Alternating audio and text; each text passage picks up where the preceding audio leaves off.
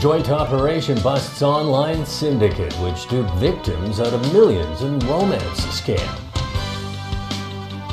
Li Keqiang welcomes Shinzo Abe in Beijing as China and Japan try to reset relations.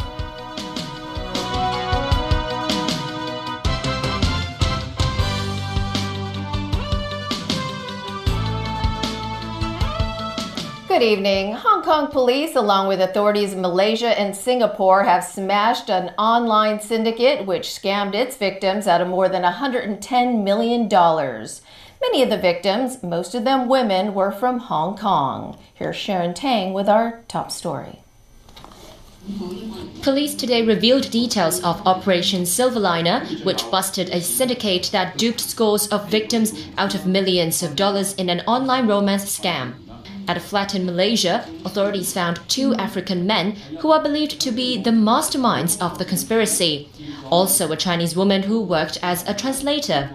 The syndicate nowadays would rely on translation software, or even some communication platform with translation functions to talk with them in their own languages. Some 140 cases were reported in Malaysia, Singapore and Hong Kong in connection with this online scam.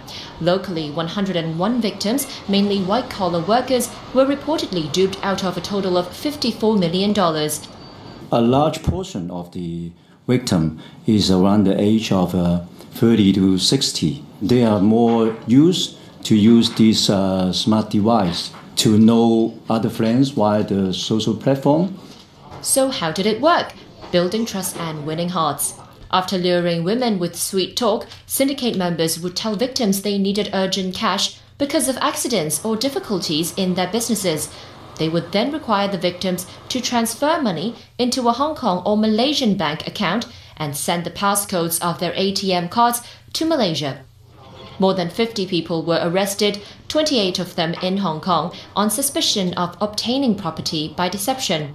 That's because they lent their accounts to receive the money from the victims. Offenders can get up to 14 years in prison and a $5 million fine. Police called on social network users to avoid revealing too much personal data online, as well as their bank account details. Sharon Tang, TVB News. An inquiry into allegations of shoddy work at Hong Hom Station was adjourned today after a subcontractor submitted new photos, which the judge believes could be of real importance to the case. Christina with details. Questions were fired at Li Renqiao, an assistant foreman of China Technology Corporation, the subcontractor which revealed faulty work at Hong Hom Station. In his witness statement, Li said on January 12, 2016, he saw workers cutting short steel bars at Area B of the station's construction site. But the lawyer for the Commission of Inquiry disagreed with Li, saying concrete work covering the steel bars should have been finished by then. Li said concrete work had already started, but insisted that he had seen workers cutting short steel bars. The lawyer for Leighton Asia continued pressing Li on the same point. That is, Leighton Asia said Area B was the last section where concrete work was carried out. And MTRC documents showed concrete work was completed on January 12 between 6 a.m. and 5 p.m., so there shouldn't have been any steel fixing work. Leighton's lawyer accused Li of being instructed to tell his version of the story to police. But Li continued to insist he saw workers cutting steel bars and didn't tell any lies. The lawyer for China Technology interrupted the questioning and told the inquiry that he would like to submit new photos as evidence. He added the 4 photos are proof of incomplete concrete work on January 12th. The chairman of the Commission of the Inquiry said the photos could be of real importance to the inquiry and that relevant parties needed time to consider them. The hearing will continue on Monday when China Technology will explain why the photos were submitted so late. Christy Leung, TVB News. Retired Police Superintendent Frank Lee Chu was released today after serving his 3-month jail term. As he walked out from Stanley Prison this morning, Chu was greeted by nearly 40 supporters. He left in a 7-seater vehicle without responding to reporters. During the Occupy protest 4 years ago, he hit a bystander in the neck with a baton in Mong Kok. He was given a 3-month jail term for assault occasioning actual bodily harm last year.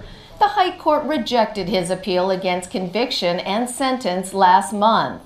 Chu has applied to take his case to the Court of Final Appeal to overturn his conviction. Beijing and Tokyo have pledged to forge closer ties at the start of Japanese Prime Minister Shinzo Abe's 3-day visit to China. Abe signed a range of business deals with Premier Li Keqiang and met President Xi Jinping later in the afternoon. It's the first visit to China by a Japanese leader in nearly 7 years. Jeff Tang reports. This was the handshake that got things going again between Asia's two major powers. Premier Li Keqiang welcomed his Japanese counterpart Shinzo Abe outside the Great Hall of the People this morning before bringing him over to Tiananmen Square for a troop inspection. Then it was down to business. In a frank exchange, Abe expressed hopes for closer ties and a shift in bilateral relations from competition to cooperation, sentiments that were echoed by Li. 愿意和日方进一步加强 We both agree to demonstrate the political consensus with actions that we are cooperation partners, not threats to each other, and be countries that support each other's peaceful development, the Premier said. Abe was accompanied by a delegation of Japanese business leaders who were looking to deepen trade, investment and cooperation on infrastructure and other projects. According to Premier Li, 500 business agreements worth $18 billion were signed between Chinese and Japanese companies. These include deals in business, finance, innovation and intellectual property, headlined by a $30 billion currency swap deal effective until 2021.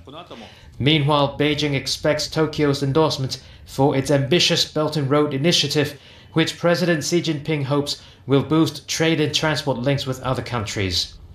Despite their political differences and sometimes frosty relationship since diplomatic ties resumed in 1972, China remains Japan's biggest trading partner.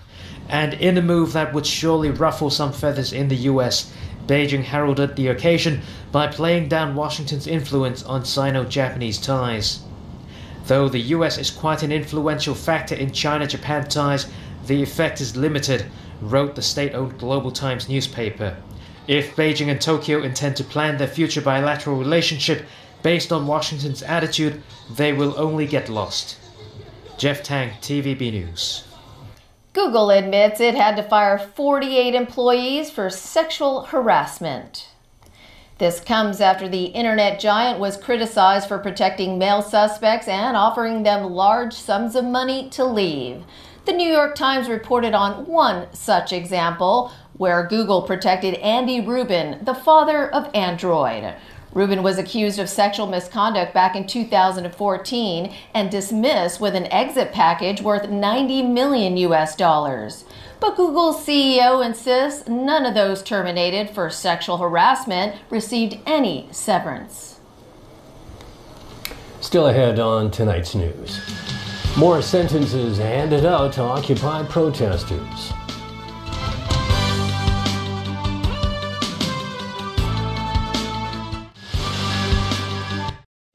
Welcome to our lounge. Enjoy your stay. Thanks very much.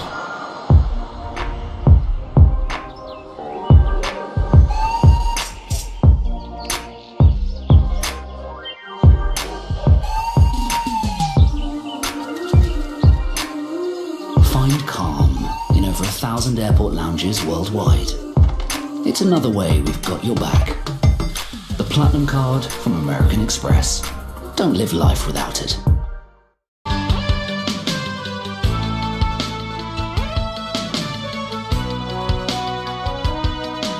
And welcome back. 15 people who were convicted for defying a court injunction over the clearance of the Mongkok Occupy site were sentenced today. As Kena Chu reports, one defendant got 4 months in jail.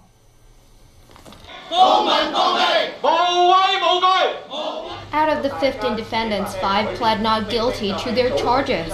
This includes Lo Tit-man, who was 69 at the time of the Occupy clearance and was given the heaviest sentence. According to Judge Andrew Chan, Lo was seen present at the Mongkok Occupy area all day on the day. Among other things, Lo was also witnessed demanding universal suffrage while standing on an elevated platform in the middle of Argyle Street with a yellow banner. While the judge described Lo's involvement as deep and extensive, he noted that Lo did not engage in any unlawful and violent act. After taking into consideration Lo's age and an unblemished past record, his prison sentence was reduced from a starting sentence of 4.5 months to just 4 months.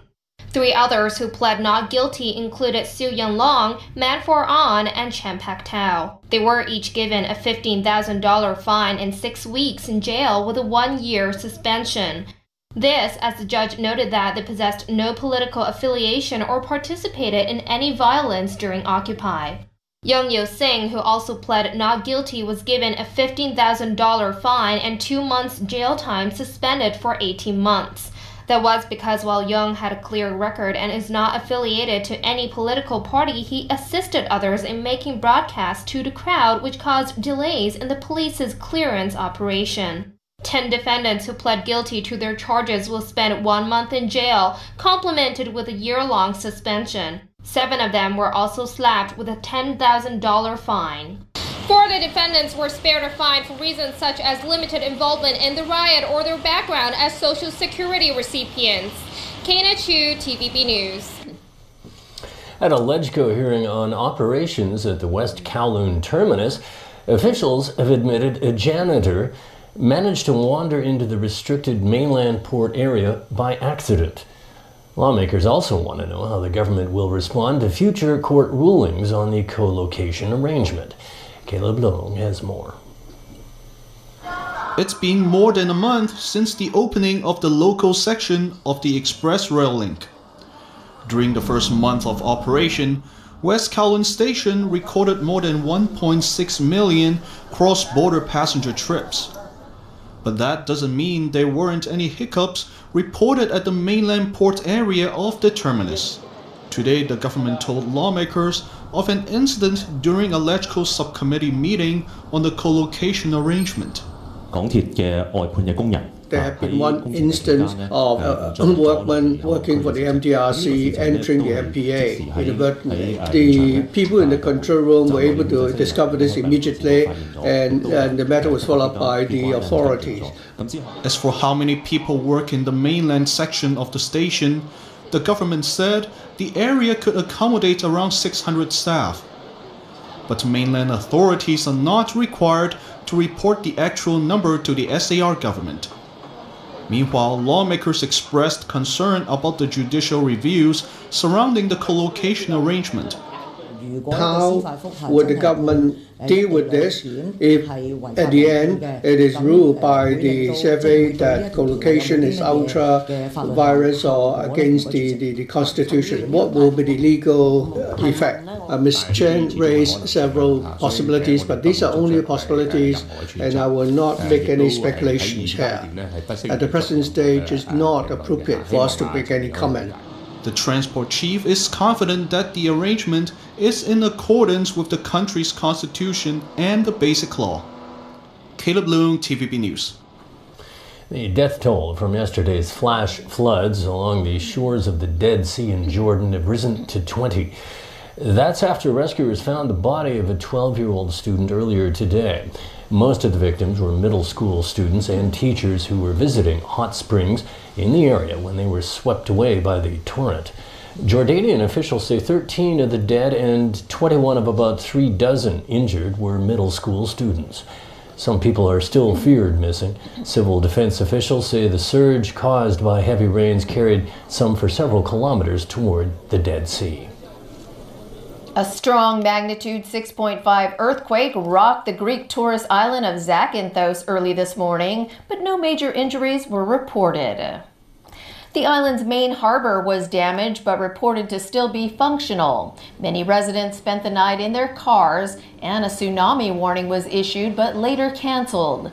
Power was lost in the island's capital for several hours. The quake was felt as far away as Athens, Italy, and even Libya. And from all of us,